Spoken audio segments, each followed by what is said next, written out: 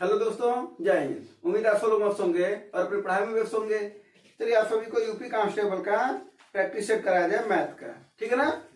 हाँ, और आप सभी के कुछ लोगों के पेपर थे ना, वर्कशॉप वाले, फिर ये असिस्टेंट ऑपरेटर के पेपर होने वाले हैं, है ना? तो सभी में देखे भी होंगे कि जो मैथ का प्रैक्टिस कराया गया था वहां से भी कुछ न कुछ क्वेश्चन दिए गए थे। सभी नहीं, लेकिन कुछ न कुछ क्वेश्चन थे, ठीक है ना? चलिए तो फिर प्रैक्टिस करते हैं। 18 तारीख को आपका एग्जाम है, तब तक प्रैक्टिस चलता रहेगा, ठीक है ना?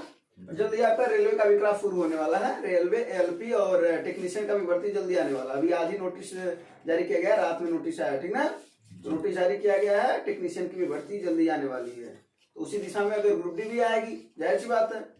हाँ, अभी नहीं आएगी तो कुछ दिनों बाद आएगी, लेकिन आएगी कि नहीं आएगी? जैसे पुलिस कांस्टेबल बाद में आया, लेकिन आया ना, तो बात क्या है, अपनी तैयारी मजबूत करने की, ताकि जब आए तो उसमें समय पोस्ट ले पाए, है ना? तो वो तो मेहनत करनी पड़ेगी शुरुआत से। बोलो चलो तो शुरू करते हैं प्रैक्टिस। चलो तो पहला क्वेश्चन, तो उसका भी क्लास जल्दी शुरू करवाया जाएगा, साइंस का भी और मैथ का भी, ठीक है? मैथ का चैप्टर वाइज चलाया जाएगा और साइंस का भी चैप्टर वाइज, ठीक है ना? चलो तो पहले इसको क्वेश्चन को देखो जरा। पहला क्वेश्चन जो था क्या है, एक तार को मोड़ करके 169 वर्ग सेंटीमीटर क्षेत्रफल का वर्ग बनाया जाता है। यानी एक जो तार है उसको मोड़ करके क्या किया गया है, ये तार है, इसको मोड़ करके एक वर्ग बनाया गया है। इसका एरिया कितना है? 169 वर्ग सेंटीमीटर। इसका मतलब इसका भुजा कितना हो जाएगा? 13 हो जाएगा, क्योंकि पता है कि भुजा का स्क्वायर क्षेत्रफल होता है उसका, भुजा का वैल्यू कितना हो जाएगा? अब आप बताओ, ये 13 है, ये 13 है, ये भी 13 है और ये भी 13, चारों भुजा इसकी 13 है। अब कह रहा इसी तार को मोड़ करके क्या बना रहा है? वृत्त बना रहा है। इसका मतलब है कि वर्ग का परिमाप कहीं न कहीं वृत्त के परिधि के बराबर होगा। इसका मतलब क्या हुआ कि 2 पाई r बराबर 13 13 13 13 मिलकर कितना हो जाएगा? ये 52 ना। तो इसको काट दो, कितना हो जाएगा? 26। तो यहाँ पे r की वैल्यू कितनी आ जाएगी? 26 बटा पाई। कोई दिक्कत नहीं, यहाँ से इसको रख लो, ठीक है ना? अब क्या याद करना है, कह रहा वृत्त का क्षेत्रफल बताओ। वृत्त का क्षेत्रफल बताओ। तो क्षेत्रफल क्या होता है वृत्त का क्षेत्रफल? पाई आर स्क्वायर। कितना हो जाएगा? पाई गुणे आर की वैल्यू कितना है? 26 बटा पाई गुणे 26 बटा पाई से पाई कट जाएगा। बोलो, और पाई का वैल्यू कितना रख दोगे यहाँ पर? 22। तो बटा 7 ऊपर चला जाएगा ना, 11 से कट जाएगा, ये 13 13 सत्ते यानी 26 गुणे 91 बटा 11, है ना? बताओ कितना आएगा? 26 गुणे 91 कितना आएगा?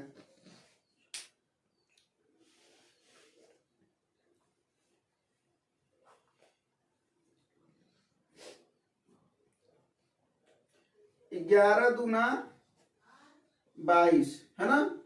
2 और 91 दूना यानी ये करीब 200। अच्छा कितना आ रहा है? 23 66 बटा 11 से काटोगे 11 दूना 1 बचा ना, फिर 11 करना, यानी 2 1 वाला होगा, 2 1 वाला वही 215 वही ना? तो कितना आ रहा है? 215। 10 में कुछ आ रहा होगा ना? हाँ, तो 215 होगा इसका, ठीक है? चलो अगला क्वेश्चन देखो। अगला क्वेश्चन देखो क्या करना है।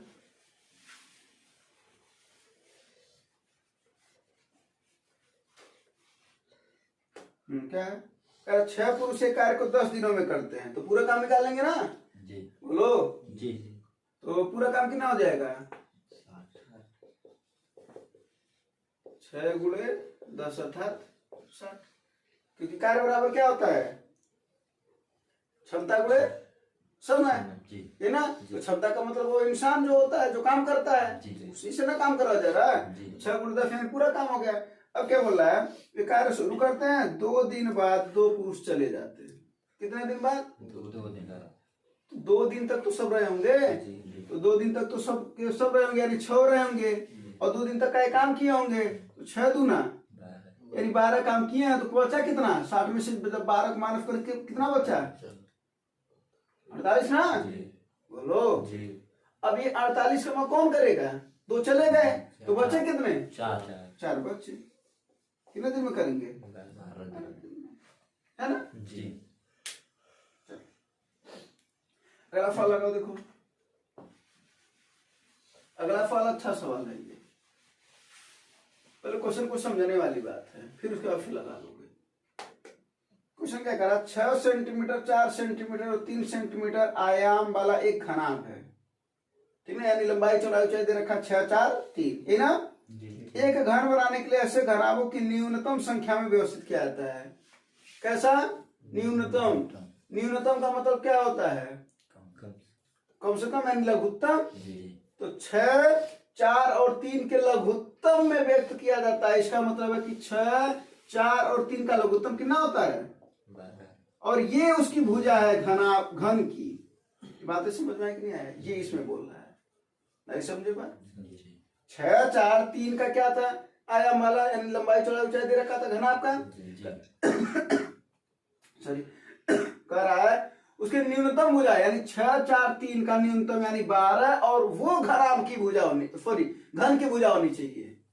तो घन की भुजा कितनी आ गई? 12। अब क्या पूछ रहा है इसका? आयतन बताओ। तो आयतन क्या हो जाएगा? घन का आयतन क्या होता है? हाँ, घन का आयतन, घनाभ का आयतन लंबाई गुणे चौड़ाई गुणे ऊंचाई होता है ना। घन का आयतन क्या होता है? भुजा का क्यूब। तो क्या कर दोगे इसका? 12 का क्यूब कितना होता है? 17 28, है ना। बोलो, कोई दिक्कत नहीं। फार्मूले में देखो, इसको जो प्रैक्टिस में मात्र इसी सवाल को बता रहे हैं। अगर इसके कई फार्मूले भी होते हैं, इसके पहले वाले जो प्रैक्टिस कराते थे तो सब बताते थे ना, तो इसमें मात्र एक एक सवाल का लगभग बता रहे हैं, ठीक ना। हाँ, चलो अगला सवाल लगाओ।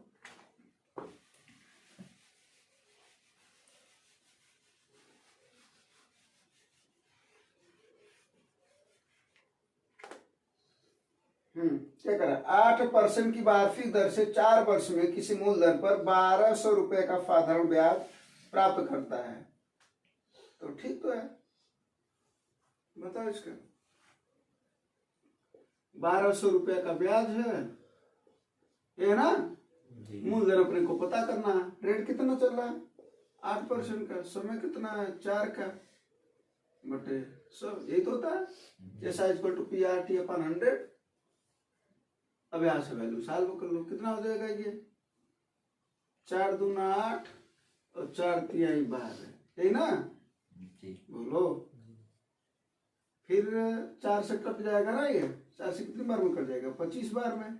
और 2 से कट जाएगा ये 50 बार में। 50 तिहाई 150 गुणे 25, ये अपना क्या है?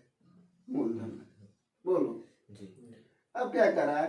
उसी मूलधन के 3 गुने मूलधन पर, यानी इसी का 3 गुना कर देंगे। यानी जब अब नया मूलधन है वो कितना हो जाएगा? 3 गुणे 150 गुणे 25। बोलो, यही ना। अब क्या करा है? 6% की वार्षिक दर से, कितना है? 6% की वार्षिक दर से 3 वर्ष का कितना साधारण ब्याज होगा? यानी ये मूलधन है, 6% वार्षिक दर। बोलो, अगले सब रेट कितना?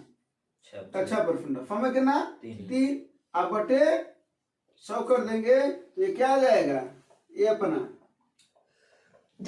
साधारण ब्याज। बोलो, ये ना जाएगा। साधारण ब्याज मूलधन गुणे दर गुणे समय बटा 100। कोई दिक्कत? तो कितना हो जाएगा ये? इसको काट दो। 50 दूना 100, 50 तिहाई 150, 2 तिहाई 6। अब गुणा करना है केवल और केवल, है ना। इसका आंसर देखो, ये आया है क्या? 20 25। हाँ जी। एक बात बताओ, ऐसे सवाल को ना तुम बहुत पहले और सोच करके भी लगा सकते थे। कैलकुलेशन फास्ट रूल से। कैलकुलेशन फास्ट रूल क्या कहता है? जरा देखो, 8% की वार्षिक दर दे रखा था, 1200 रुपए का ब्याज था। बोलो हाँ या नहीं? बोलो, एक बात बताओ, 6% और 3%, ये 6% है ना, और 3% बाद में इसी का ना पूछ रहा था। बोलो, अगर हम बताते कैलकुलेशन फास्ट रूल में, अगर हर में कुछ ना बचे, जो कि इसमें देखो हर में कुछ नहीं बचा है, हर में अगर कुछ ना बचे तो जो ऊपर गुणक के रूप में रहता है उसी से आंसर काटने पर अगर कट जा रहा तो वही आंसर होगा। जैसे कि 6 और 3 में, इसमें 3 है कि नहीं है? 6 में और इसमें भी 3 है, तो 3 तरीका 9 से कटने वाला ही आंसर होगा। तो जरा बताओ 9 से कौन सा ऑप्शन कट रहा है? मात्र तीसरा। इसके अलावा कोई कट रहा है क्या 9 से? नहीं कट रहा वही आंसर होगा। बात समझ में आया कि नहीं है? जी। यानी सवाल को तुम चाहते तो कैलकुलेशन फास्ट रूल से बहुत कम समय में लगा सकते। कैलकुलेशन फास्ट रूल समझ में आया ना? जी तो जी चलो अच्छी बात। अगला फॉर्म, अगला फॉर्म में देखते ही आंसर आ जाएगा। हाँ, ए प्लस बी का और स्क्वायर है ना वो मात्र, तो क्या करना है, दोनों का स्क्वायर करके उधर प्लस अगर पूछता तो -2 होता, माइनस वाला पूछता तो +2 होता, तो कितना आ जाएगा इसका आंसर? 23। बस ये ना। हाँ, x + 1/x का क्या दे रखा है?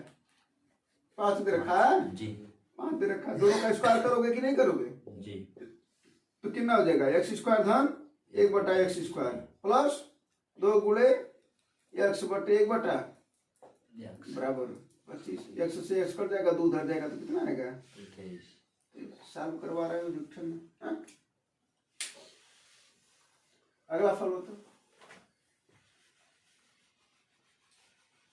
और अगर इसी की जगह पर वही माइनस वाला पूछता तो +2 क्या होता है, ऐड हो जाता, तो 25 2 27 हो जाता है ना। पी की वार 2 5 3 के अनुपात में आर एस 6 5 के अनुपात में पी के, अरे पी क्यू आर कितने के अनुपात में है? 2 5 3, यही ना। फिर क्या दे रखा है? आर और यस इसका अनुपात कितना दे रखा है? 6 5। जरा इसको इस तरीके से लिखते थोड़ा, यहाँ पर कोई दिक्कत है क्या? नहीं। आर और एफ का 6 अनुपात 5 दे रखा है। यहाँ पर कौन कॉमन है? आर कॉमन है, उसी को बराबर कर दो। तो यहाँ पर आर 3 है, यहाँ पर 6 है, तो क्या करोगे इन सभी में? 2 का 2 का गुणा कर दोगे तो 2 दूना 4 2 पच्चे 10 2 तिहाई 6 अच्छा 6 के बराबर हो ही गया, तो क्या बचा है? 5। यही से संबंध मिल जाता है। 4 10 6 5, यही जो आएगा वही आंसर है। 4 10 6 5, यही ना। जी अगला फल देखो, कैलकुलेशन वाला फल है, लगाओ चलो इसको।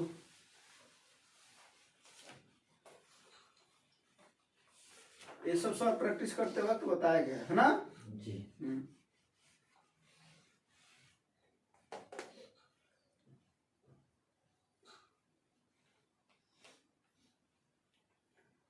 जब बाबू ने 2020 में एक नई निशान माइक्रा खरीदी थी, तब उसका मूल्य 5 रखा ना। जी प्रत्येक वर्ष उस मूल्य में 4% की कमी हो जाती, तो 2022 में 2 बार कमी हो रहा है, तो बस 2 बार कमी कर दो, क्या दिक्कत है? या तो इकट्ठे 2 बार की कमी कर दो, 5 और 5 का सीधे उतना परसेंट निकाल दो कि ना, 4 का है ना। जी क्या हो जाएगा? 4 का -4 -4 माइनस का गुणा प्लस 4 गुणे 4 बटा 100, 4 4 8 हो जाएगा, और ये +4 × 4 = 0.16 कितना आ जाएगा?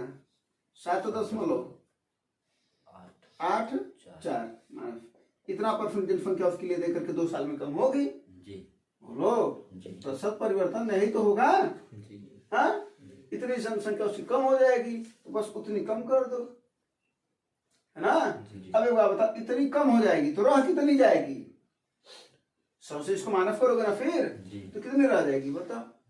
92.16 92.16 इतनी रह जाएगी। तो 5 लाख का 10 लाख, यही ना। 92.16% निकालना तुम्हें, 0000 कर, नहीं समझे?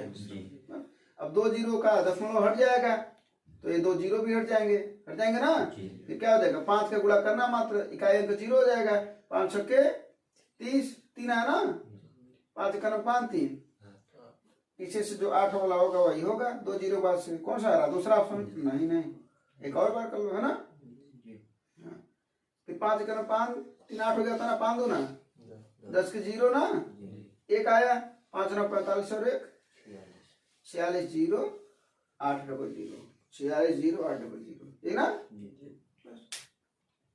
नहीं आ गया? चलो अगला फोन।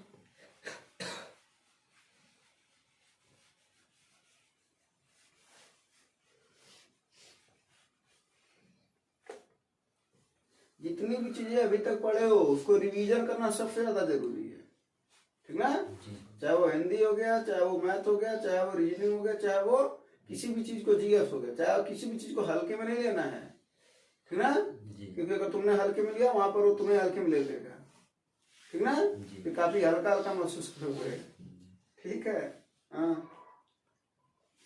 3 साझेदार ए बी सी एक व्यवसाय शुरू करते हैं, लाभ को क्रमशः 2, 3, 5 के अनुपात में बांटा जाता है। बी का हिस्सा 7,50,000 तो कुल लाभ की गणना करें। कितना आसान सा सवाल है ना।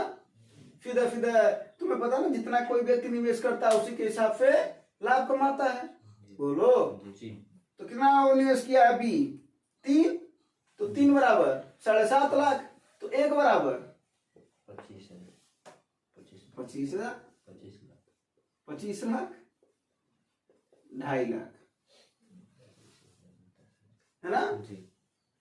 हाँ, तो एक का वैल्यू कितना हो जाएगा? 2.5 लाख। इसकी वैल्यू पूछ रहा है, कह रहा कुल लाभ की गणना करिए, तो कुल लाभ किस अनुपात में? 5, 3, 8 2 10, 10 के अनुपात में, तो 10 का इसमें गुणा कर दो, कितना हो जाएगा? 25 लाख। देखो धीरे से कितना आंसर आ गया। हाँ, तो इस वाले में कॉन्सेप्ट में क्या रखना है कि जो तीनों साझेदार हैं जितना निवेश करते हैं उसी के हिसाब से लाभ कमाते हैं, वही दे रखा था, है ना। तो इसमें लाभ दे ही रखा है, उनका अनुपात तो बाकी अगला फॉलो।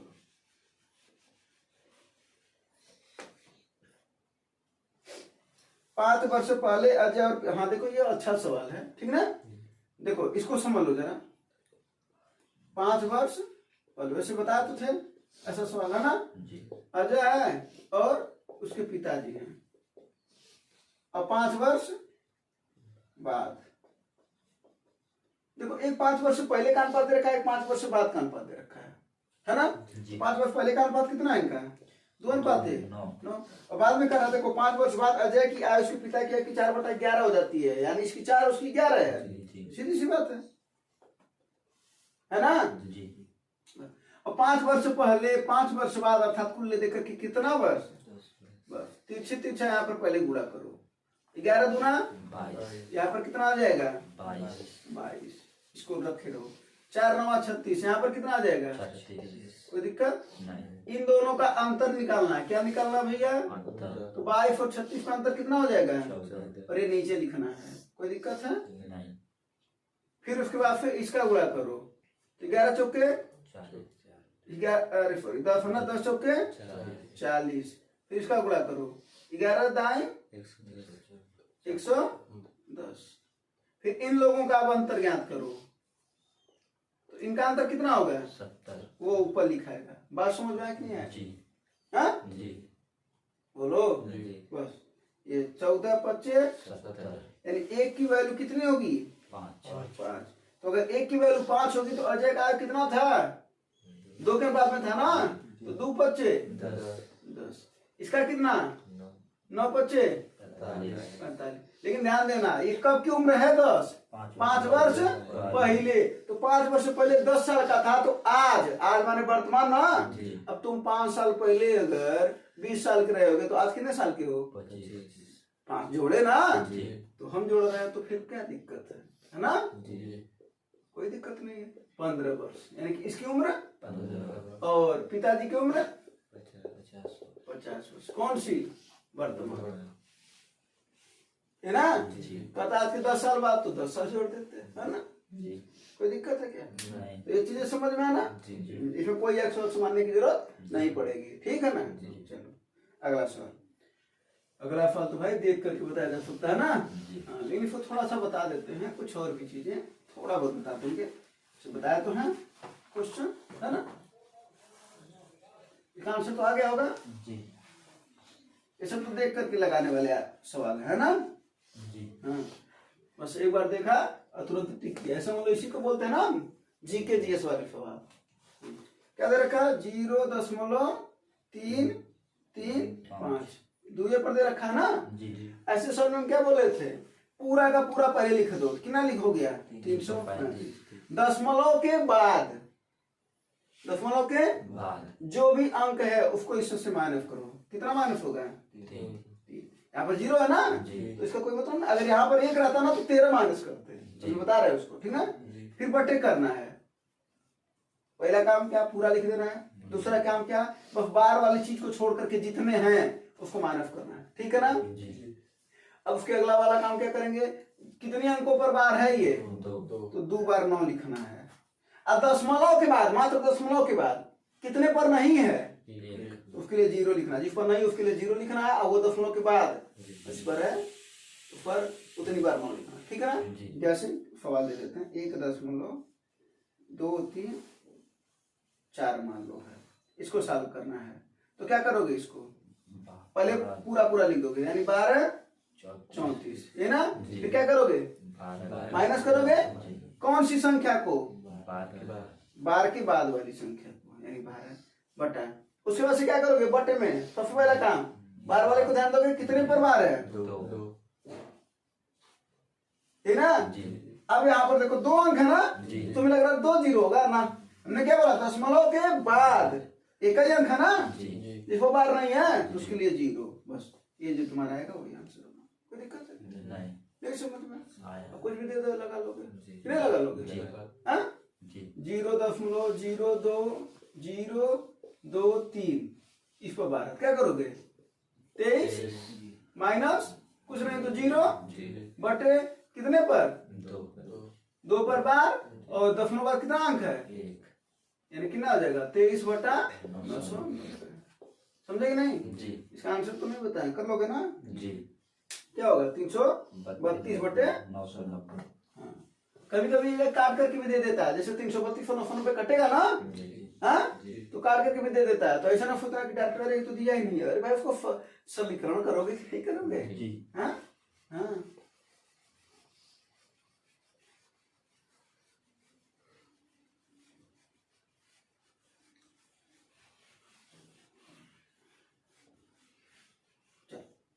अगला सवाल देखा थे,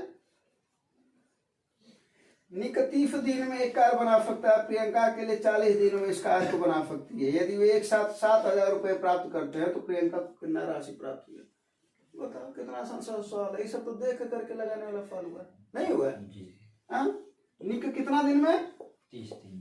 प्रियंका कितने दिन में, 40। इसका पूरा का पूरा काम कितना हो जाएगा, 120। क्षमता निकालेंगे 120 बटा 30 इक्वल टू 4। इसकी क्षमता, 3। अब तुम्हें बताया भी थे पैसा किस कैसे बांटा जाता है, क्षमता के अनुपात में, है ना। जी। तो निक की क्षमता है 4, अच्छा ये निक वाला का वो निक जोन्स और प्रियंका चोपड़ा, अलग तो वही रहा है ना, और ये 3, यही ना। जी। तो पूरा क्षमता इसकी कितनी है, 4 और 3 7। तो 7 बराबर 7,000। 7,000, तो 1 बराबर 1,000। किसका पूछ रहा है, प्रियंका का, जी। तो 3 के अनुपात में पाए तो कितना पाएगी, 3,000। 1 बराबर अगर 1,000 तो 3 बराबर 3,000, ये कितना पाया है 4।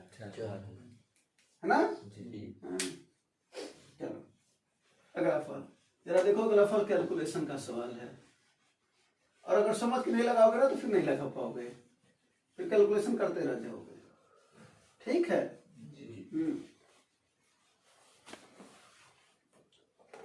चलो आओ देखा जाए, क्या है 800, यही ना, हाँ जी।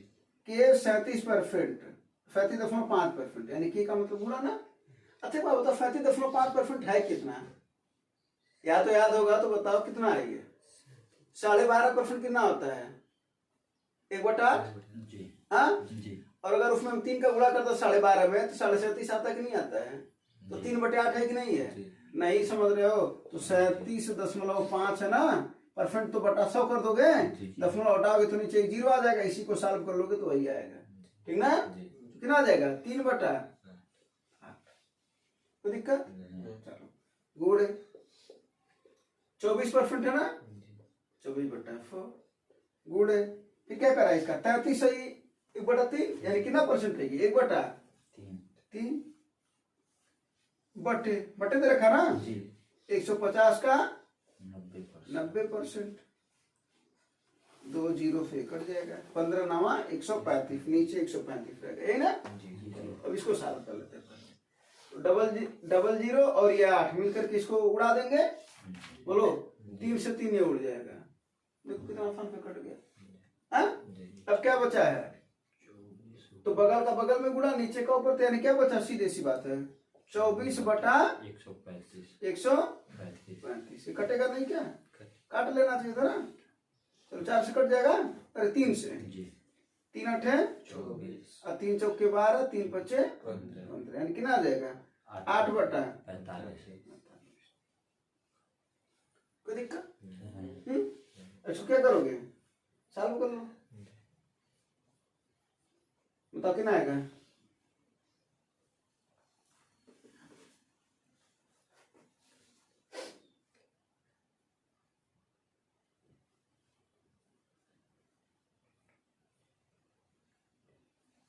बोलो 1.7 एक 1.7 एक दशमलव कैसे आ जाएगा, जी 45 से 8 को काटोगे तो 1 दशमलव कैसे आ जाएगा, 45 दशमलव काटोगे तो कितना आ जाएगा 80 ना, हाँ दशमलव 1, फिर 45 से करना 45, दशमलव 1 वाला आ रहा है कोई, 2 ठो है ना, तो कोई बात नहीं, 45 5 50 35 आएगा ना यहाँ पर, फिर दशमलव है तो 0 हो जाएगा।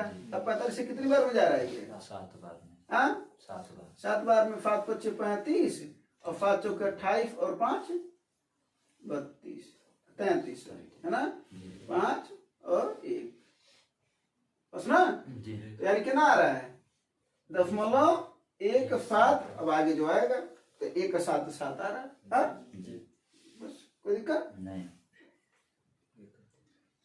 यहाँ पर कुछ माइनस किए हैं क्या, कुछ गलत किए क्या, 5 पच्चे 35 के 5 3 आया, 7 चौके 28 3 31, हाँ वही तो, यहाँ पर कितना हो जाएगा 4 का 3, अब फिर देखो 35 यहाँ पर भी आया था, फिर 350 हो जाएगा, फिर 7 बार कटेगा, वो कटता जाएगा है ना, यानी दफो एक साथ 7, ठीक है ना, चलो वो तो कर लोगे। अगला सवाल है जरा देखो, देखो कुछ सवाल ऐसे होते हैं ना ऑप्शन से भी लगाए जाते हैं, ये भी चेक ध्यान दो, इस सवाल को ऑप्शन से लगाओ, कुछ सवाल ऐसे होते हैं ना जो ऑप्शन से लगाना ज्यादा बेहतर होता है बजाय उसके मूल बेसिक से एकदम, ठीक है, और हर तरीका सीखो। देखो एक शिक्षक और 3 छात्रों की औसत 25 है, यही ना, तो इसका मतलब 3 1 4 4 लोगों का कितना हो जाएगा 100, बोलो, यानी आयु का योग कितना होगा उन लोगों का 100 होना चाहिए। अब अगर 3 का छात्र का औसत जो है समान है, 3 छात्र की आयु का जो है वो समान है, आप प्रत्येक छात्र और शिक्षक की औसत आयु का अंतर 20 वर्ष है, ये ना, तो क्या पूछ रहा है शिक्षक की आयु ऑप्शन से उठाओ, अगर हम ऑप्शन से लें शिक्षक की आयु 25 तो लड़कों का कितना मिल जाएगा, 20 का अंतर है तो लड़कों का मिलेगा 5, तो इसका 25 हो गया, ये गुणे 3 करें क्योंकि 1 का 5 तो 3 का 15, तो ये दोनों जोड़ने पर 4 आना चाहिए ना, कहाँ आया, फिर क्या लेंगे 30, अगर इसका 30 है तो इन लोगों का कितना होना चाहिए, कितने लोग हैं तो कितना आ रहा है 30 ही आ रहा है, और ये 30 आ रहा है क्या 100, ये भी गलत होगा, 40 लोग, अगर ये 40 है तो ये कितना होंगे, अगर 3 करोगे तो ये कितना आ रहा है 20 जाएंगे, 40, इसका मतलब कौन सही है, समझे जी चलो अगला सवाल,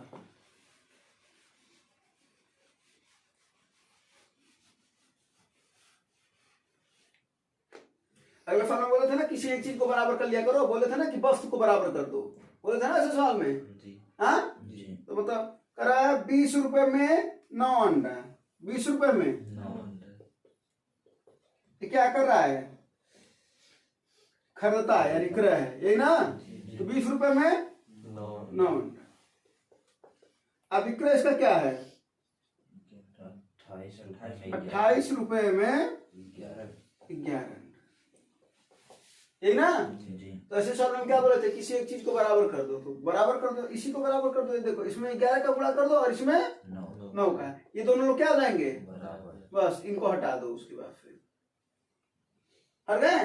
अब क्या बचा है, आप 11 का गुणा तो इसमें करोगे ना तो 11 दूना यानी कितना हो जाएगा 220 रुपया, यानी उस वस्तु का दाम कितना, कुल का कुल 220 कितने लोगों का दाम, मरबो करेंगे 11 नवा 99 अंडे का दाम है ये, है ना, फिर यहाँ पर 11 नवा 99 अंडे का विक्रम कितना हो जाएगा, तो 9 का इसमें गुणा करेंगे ना, कितना हो जाएगा 9 8 72 7 9 दूना 18 7 25 कितना है 252। अब बताओ उसको क्या हो रहा है, फायदा हो रहा है कि नुकसान हो रहा है, क्रय मूल्य 220 रुपया हो और विक्रय मूल्य 252 है, फायदा हो रहा है कि नुकसान हो रहा है? कितने रुपए का है? 32 रुपए का है। कितने में? 220 में गुणे 100। 100, यही ना? जी। 0 0 कट जाएगा, कितना हो जाएगा? ये 11 और ये 16, यही ना? कितना हो जाएगा? 11 से किसको भाग दोगे? 160 को। कितना आएगा बोलो? 14.5। 11 इकोनॉमी 11 5 11 चौक 44, यही ना? जी 6 60 हो जाएगा। 14.5 वाला है, 14.5 एक ऑप्शन में है ना? जी बस, कोई दिक्कत? नहीं। तो ऐसे सवाल में ध्यान दिया ना क्या करना है? जी हाँ, तो किसी एक चीज को बराबर कर दो, बराबर कर दिया, कोई दिक्कत नहीं है। उसके बाद फिर तुम्हें पता है क्रमल विक्रमल सीधा सीधा आ गया, ये तो सीधा सा सवाल हो गया ना। किसी वस्तु का दाम 220, बस इतना अंतर है। यहाँ पर 99 वस्तुओं का दाम, मेरे 99 अंडों का दाम है 220 रुपए, बस इतना अंतर है ना। जी तो तुमने उसको बराबर कर दिया तो तुम्हारे लिए नगण्य हो गया, समझ लो। ठीक है ना? जी ये पूरा का पूरा उस वस्तु पर उतना फायदा मिल रहा है, फायदा मिल रहा है ना इसको। हाँ, जी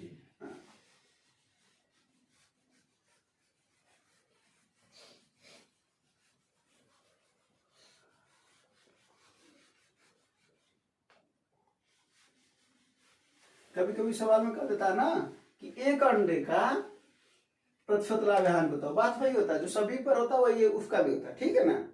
अगला फल देखो, अरे ये तो आसान सवाल हुआ। हाँ, जी अंडर रूट है ना, तो अंडर रूट को हटाने के लिए दोनों बच्चों का क्या कर दोगे? वर्ग कर दोगे ना। जी 1/10 बराबर 16 का वर्ग 233 का वर्ग। 1089। मत करो तो कोई दिक्कत नहीं है ना?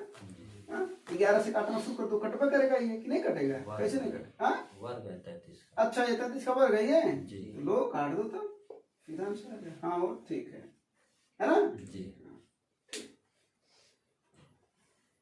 चलो अगला फल लगा जाए। जी लगाओ अगला।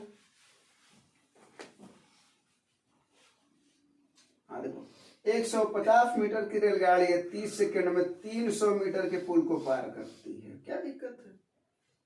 हाँ, कोई दिक्कत है क्या? नहीं। अगर यह रेलगाड़ी विपरीत दिशा से आ रही 200 मीटर लंबी और 36 किलोमीटर प्रति घंटा की चाल से चलने वाली दूसरी रेलगाड़ी को कितने समय पार करेगी? कोई दिक्कत नहीं। देखो, इसमें दो बातें कहा जा रहा है, कहा जा रहा है ना? जी हाँ, पहली बात क्या कही जा रही है? 150 मीटर की रेलगाड़ी है, 30 सेकंड में 300 मीटर को पार कर रही है। अब एक बात बताओ, वो ट्रेन खुद है, अकेली है। जी हाँ, चाल बराबर क्या होता है भैया? दूरी बटा। और बताया था इसका कॉन्सेप्ट हम ट्रेन में कि जब वो खुद की लंबाई को और प्लेटफार्म को पार कर रही है, यानी वो जब ट्रेन पार कर रही है प्लेटफार्म को, तो अपनी लंबाई और प्लेटफार्म की लंबाई भी पार करती है। जी बोलो, जी तो चाल कितना हो जाएगा इसका? चाल तो पता नहीं अपने को। हाँ, जी तो क्या करते हैं? मान लेते हैं x, बोलो, और इसको क्या करना है? गुणे 5/18 कर दे। मीटर पर सेकंड में आ जाए, क्योंकि 100 मीटर पर सेकंड में चल रहा है। जी और इधर दोनों की लंबाई तो 150 मीटर की रेलगाड़ी है, और कितना प्लेटफार्म है? कितने समय पार कर रही है? 30 सेकंड है ना? अब यहाँ पर इसको सॉल्व करो, कितना हो जाएगा ये? 450 जी बटा 30, 0 0 कटा 3 15 45। हाँ, अब 5 से इसको काट दोगे, 5 तिहाई 18 तिहाई। हाँ, 4 मीटर पर सेकंड में ही आएगा। हाँ, ये भी कर, एक तो इसको किलोमीटर प्रति घंटा में बदलना है ना? जी हाँ, इसको बदलना नहीं चाहिए। बोलो, जी इसका चाल सीधा सीधा मीटर पर सेकंड में मान करके चलते हैं ना, इसको किलोमीटर प्रति घंटा में क्या मान रहे हैं? जी हाँ, जी जी ठीक है, ठीक। तो कितना आ जाएगा ये? 450। 450 बटा 30 ना? जी कितना आ जाएगा ये? 15 450 बटा 30 कितना आता है? 3 × 15, यानी 15 मीटर प्रति सेकेंड।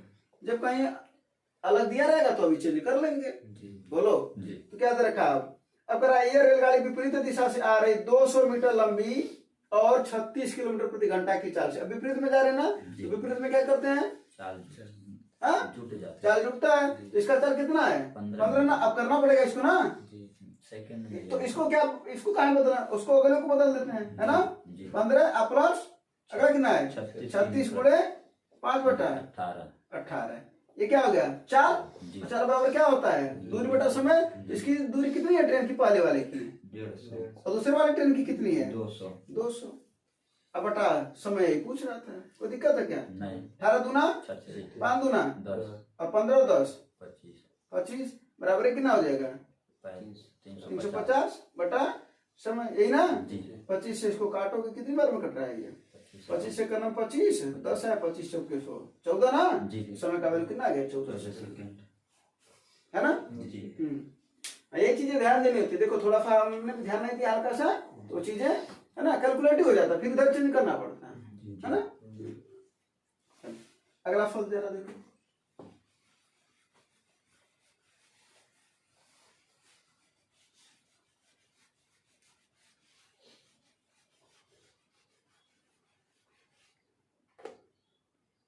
अगला फल देखो। क्रमशः 8 सेंटीमीटर 1 सेंटीमीटर 6 सेंटीमीटर भुजा वाले 3 ठोस घनों को पिघला करके एक नया घन बनाया जाता है ना। तो नया घन का आयतन बराबर उन सभी का आयतन, जी और आयतन क्या आता है घन का, भुजा का क्यूब। तो क्या हो जाएगा पहले का 8 का क्यूब, दूसरे का 1 का क्यूब और तीसरे का 6 का क्यूब। भाई पहले का आयतन, दूसरे का आयतन, तीसरे का आयतन, तीनों को मिला करके अर्थात जोड़ करके नया वाला घन बनाया जा रहा है। तो बताओ 8 का क्यूब कितना होता है 512 1 का 1 हो गया, 6 का ये कितना आ जाएगा ये 729 है ना। 16 12 28 29 5 2 5 यही ना।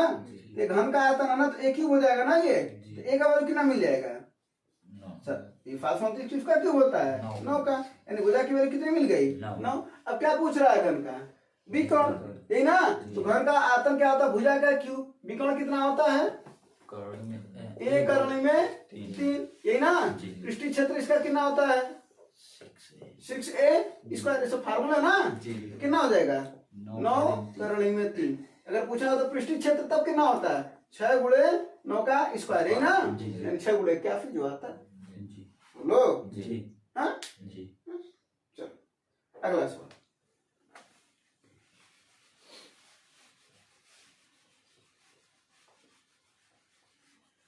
इसको बता दें।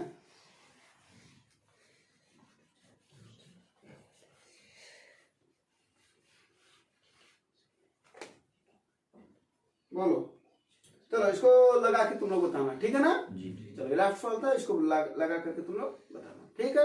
कोई दिक्कत नहीं परेशानी नहीं समस्या। नहीं चलो तुम्हें ये चीजें समझ में आएगा और आप लोगों को भी। धन्यवाद, जय हिंद।